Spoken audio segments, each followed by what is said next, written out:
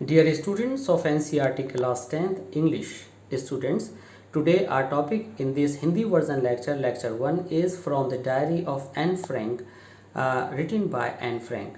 Students, आज हमारा topic chapter 4 first flight book से टॉपिक है from the diary of Anne Frank. Students, ये जो from the diary of Anne Frank है, ये एन फ्रैंक के द्वारा लिखी गई जो डायरी थी, जिसको the diary of a young girl के नाम से पब्लिश किया गया, जो कि दुनिया की सबसे ज़्यादा पढ़ी जाने वाली बुक्स में से एक है, का एक अंश है, का एक एग्जैप्ट है.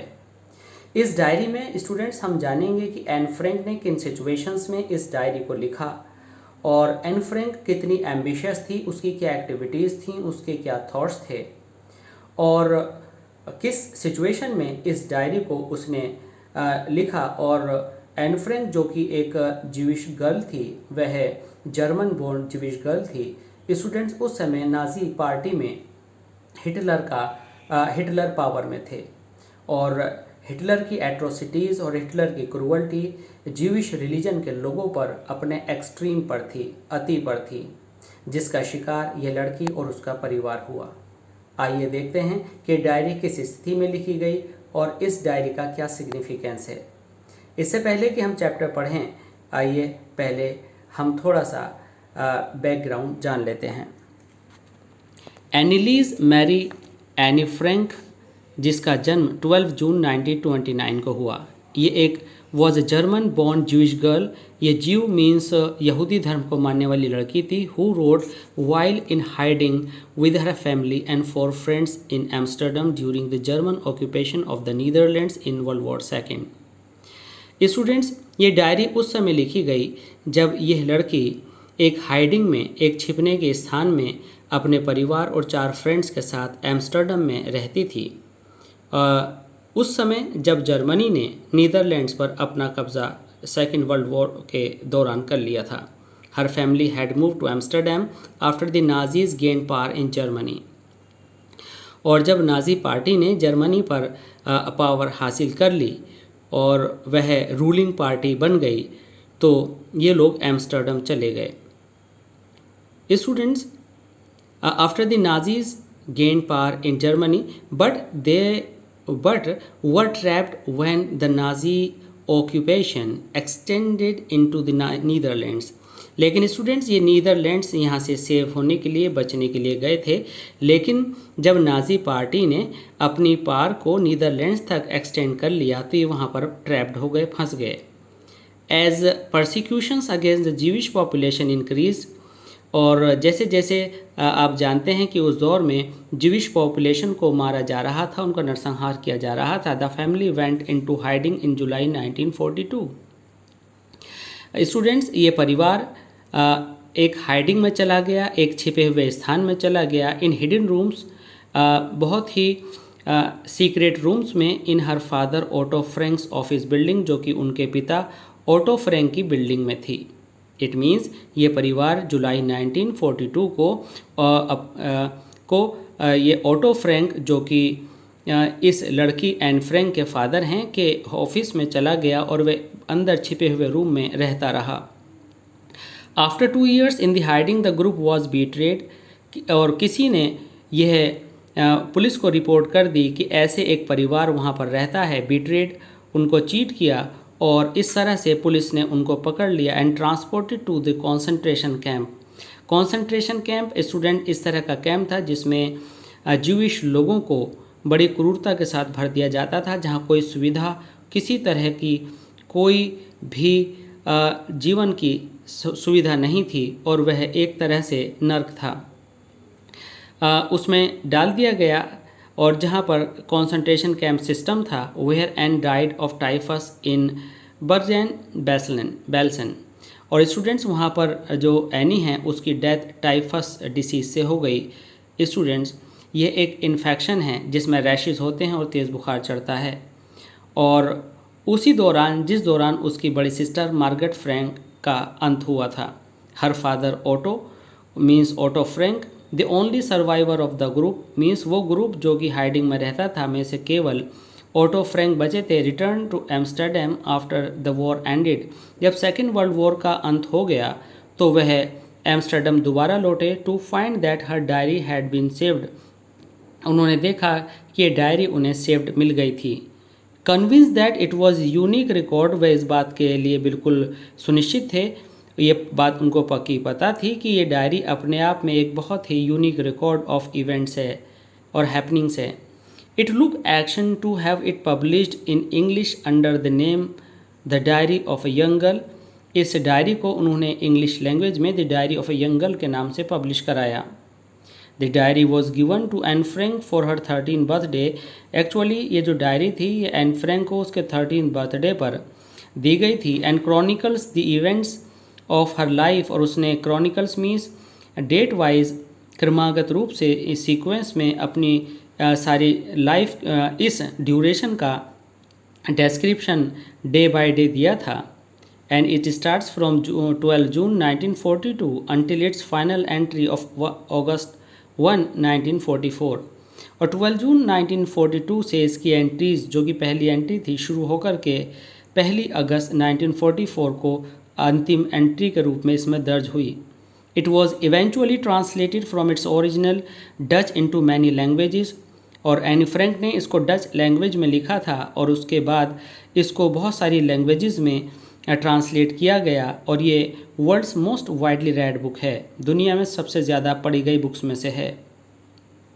There have also been several films, इसके ऊपर बहुत सारी मूवीज़ बनी हैं, टेलीविज़न शोज़ बने हैं और थिएट्रिकल प्रोडक्शंस बनी हैं, एंड इवन एन ओपेरा, और इस पर स्टेज शोज़ और दूसरे जो प्रेजेंटेशंस हैं बनी हैं बेस्ड ऑन द डायरी, जो डायरी पर बेस्ड हैं। described as the work of a mature and insightful mind, और इस डायरी को एक बहुत ही ज़बरदस्त और परिपक्व दिमाग, एक मैच्योर माइंड का, इंसाइटफुल जो कि एक विज़न से भरा माइंड था, का ये कल्टीवेशन है। The diary provides N intimate examination of daily life. ये डायरी ये शो करती है कि प्रत्येक दिन की जो ज़िंदगी है उसको कितनी बारीकी से इसके राइटर ने अंडर द नाजी ऑक्यूपेशन उस समय में नोट किया और महसूस करके लिखा जब नाजी पार्टी पूरी पावर में थी। Anne Frank has become one of the most renowned and the discussed of the Holocaust victims. Holocaust victims means students, जब ज्यूविश लोगों का जर्मन में और दूसरे जगहों पर जहाँ पर हिटलर की पार चलती थी में इन ज्यूविश लोगों का नरसंहार किया जा रहा था, उस नरसंहार के शिकार ज्यूविश लोगों में इस सबसे ज़्यादा डिस्कस होने वाला नाम एनी फ्रैंक है। और ये डायरी पूरी दुनिया में एक ऐसी बुक के रूप में फेमस हुई जो सबसे ज़्यादा पढ़ी और जानी जाने वाली वस्तु थी, बुक थी।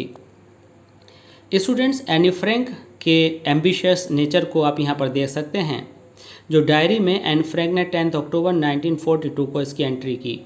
This is the photo as and the photo says I would wish myself to look all time. ये एनी फ्रैंक की थॉट हैं कि मैं हर समय ऐसी दिखनी चाहती हूँ। देन आई वुड, और मैं शायद वुड हैव अ चांस, मुझे मिल जाए एक chance to come to Hollywood, और मैं हॉलीवुड जा कर के फिल्म इंडस्ट्री का एक पार्ट बन सकूं। आइए स्टूडेंट्स, अब शुरू करते हैं इस चैप्टर को। फर्स्ट पार्ट में हम देखते हैं कि writing in a diary is really strange experience for someone like me. Students, यहाँ पर जो एन फ्रैंक है वो अपना एक्सपीरियंस डिस्क्राइब कर रही है और लिखती है कि डायरी लिखना मेरे जैसे पर्सन के लिए एक अजीब तरह का एक्सपीरियंस था। Not only because I have never written anything before, और ये बात इसलिए नहीं थी कि मैंने पहले कभी कुछ नहीं लिखा है, but also because it seems to me that later on neither I nor anyone else will be interested in the musings of a 13-year-old school girl।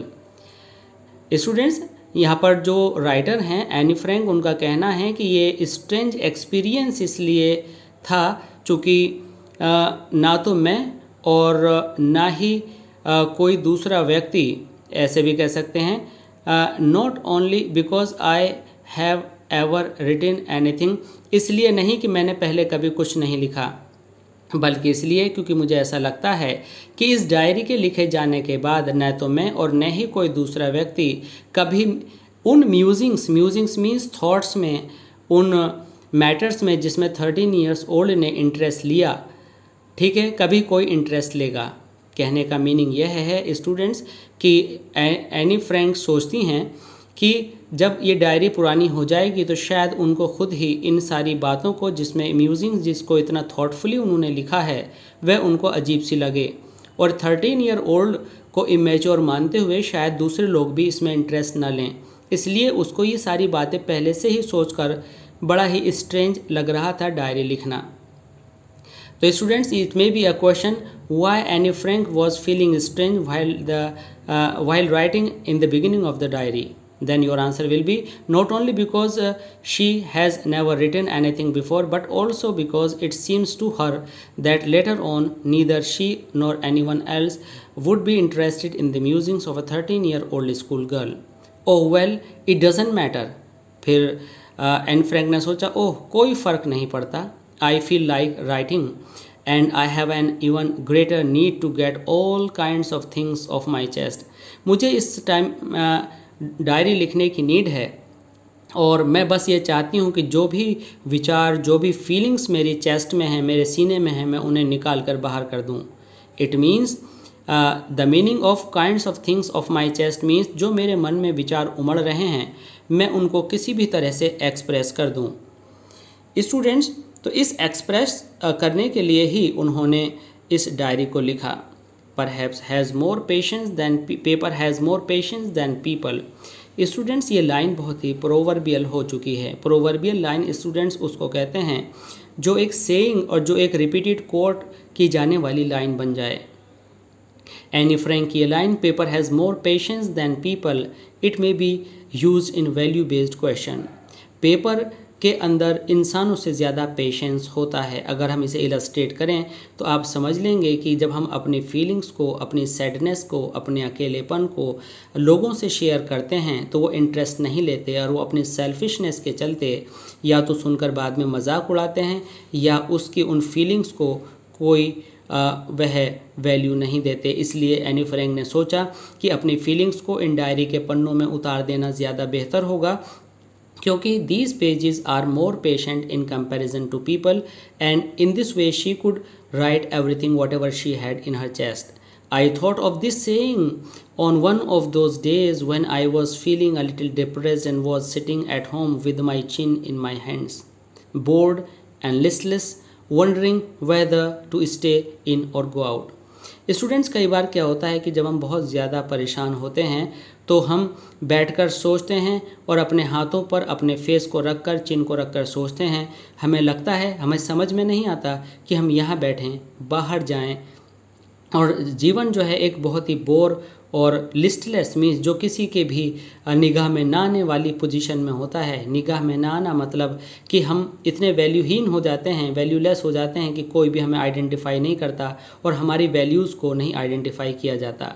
तो ऐसी ही ये कहावत मेरे माइंड में उस समय आई थी जब मैं बहुत ही डिप्रेस थी, परेशान थी, और मैं घर पर अपनी चिन को अपने हैंड्स में, अपने फेस को हाथों में पकड़े बैठी हुई थी, बहुत ही बोर्ड थी और बहुत ही लिस्टलेस थी। It means nobody was paying attention to me. Wandering, और मैं ये सोच रही थी वेदर टू स्टे इन और गो आउट। मेरी समझ में नहीं आ रहा था कि मैं यहाँ रुकूँ, बाहर जाऊँ, मैं करूँ तो क्या करूँ। आई फाइनली स्टेड, आखिर में मैं वहीं रुकी। वेयर आई वॉज, जहाँ मैं थी, मैं बाहर नहीं गई। ब्रूडिंग, मैं बहुत ही परेशान थी, मैं बहुत ही सैड थी, मेलैंकलिक मूड में थी। Yes, paper does have more patience and I could realise, मुझे पता चला कि नहीं, वास्तव में पेपर, कागज़ में बहुत पेशेंस, धैर्य होता है।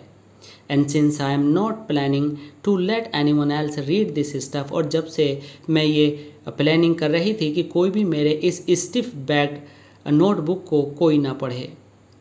स्टिफ बैक्ड नोटबुक का मतलब है यहाँ पर कि ऐसी बुक जिसके पीछे गत्ता या कोई हार्ड पेपर लगा करके टाइट कर दिया जाए। And grandly refer to as a diary. Students, यहाँ पर एन फ्रैंक अपनी डायरी को यहाँ पर इंट्रोड्यूस करा रही हैं, और वह कहती हैं कि जो उन्होंने हार्डबोर्ड लगाकर जो डायरी, जिसको हम एक ग्रैंड मैनर में, एक लेविश और रॉयल मैनर में डायरी के नाम से रेफ़र करते हैं, मैं अपने सारे थॉट्स इसके अंदर डालूं और कोई भी इसको ना जान पाए कि इसमें क्या लिखा है, unless I should ever find a real friend, और जब तक उसको ना पता चले, जब तक कि मैं कोई अपना रियल फ्रेंड, जिसको मैं रियल फ्रेंड कह सकूं, मैं उसको प्राप्त कर लूं। It probably won't make a big difference, और इससे कोई फ़र्क पड़ता भी नहीं है। Now I am back to the point, अब मैं अपने मेन बात पर आती हूँ। That prompted me to keep a diary in the first place. मैं अब बताती हूँ कि डायरी में ऐसी क्या बात थी जो मैंने डायरी को लाइफ में पहले प्लेस पर रखा, फर्स्ट प्रायोरिटी पर रखा। I don't have a friend, actually मेरा कोई दोस्त नहीं रहा है, मेरी कोई सहेली नहीं थी।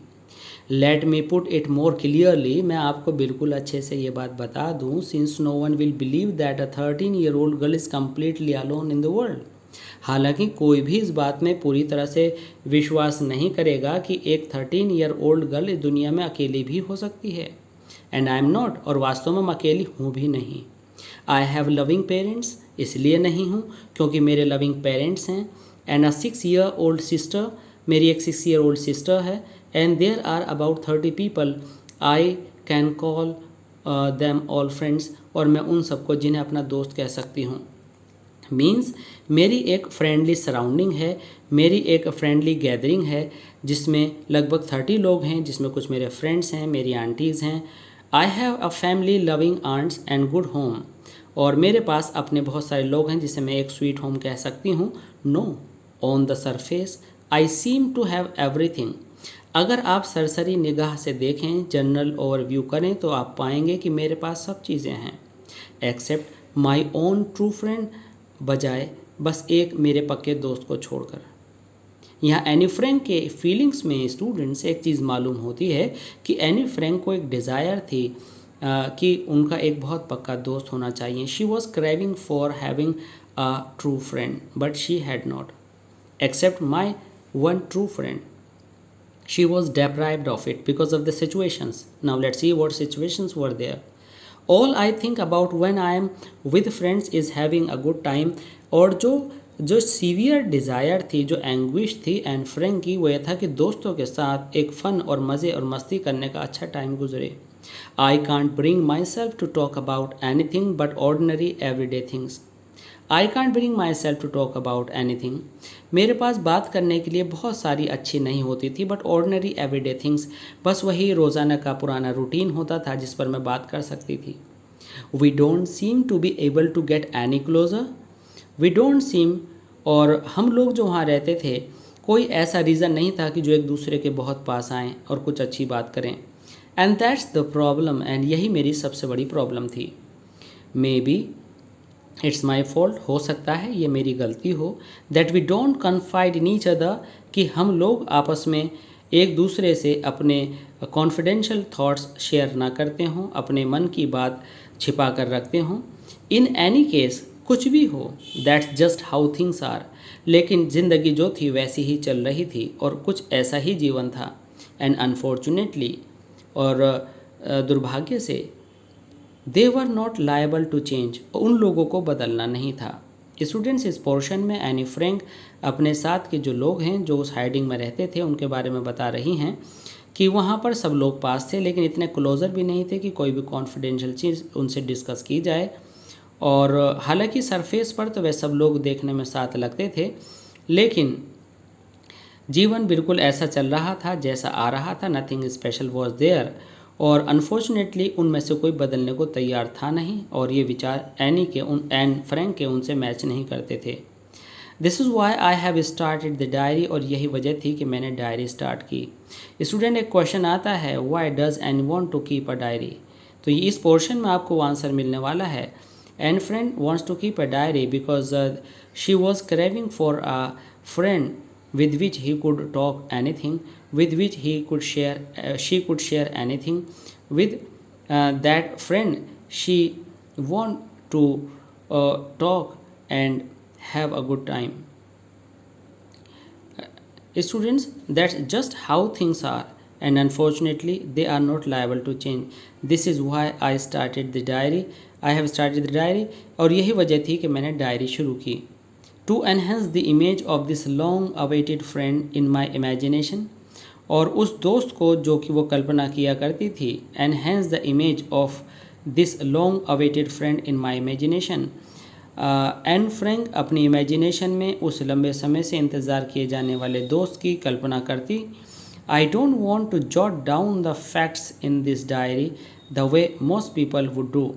एन फ्रैंक की एम्बिशियस नेचर आप हमारे सामने आती है और एन फ्रैंक कहती हैं कि मैं इस डायरी के अंदर jot down means to write down, वो सारे फैक्ट्स नहीं लिखना चाहती जो आमतौर से लोग लिखते हैं। आमतौर से लोग जो क्रोनोलॉजिकल ऑर्डर होता है, आज क्या हुआ, कितने बजे क्या घटना घटित हुई के बारे में लिखते हैं, वो इस डायरी में वो नहीं लिखना चाहती थी, बल्कि एन फ्रैंक लिखना चाहती थी जैसे मानो किसी एक दोस्त से बात कर रही हों और वह अपने आइडियाज़ और अपनी फीलिंग्स एक फ्रेंड से शेयर कर रही हों और वो फीलिंग्स कैसी हों। तो इसलिए to enhance the image of his long awaited friend in my imagination, तो ये जो सारी फीलिंग्स अपने फ्रेंड्स की पिक्चर की जो इमेजिनेशन थी, वो इन सारी चीज़ों को अपनी फीलिंग्स को डायरी में उतारना चाहती थी, ना कि ट्रेडिशनल डायरी राइटिंग को फॉलो करना चाहती थी। She want I means Anne Frank says I want the diary to be my friend and I am going to call this friend Kitty. Students, यहाँ पर हमें पता चला कि एन फ्रैंक इस डायरी का नाम किटी रखती हैं और वह यहाँ पर अपने सारे दिल की बातें पूरी करती हैं।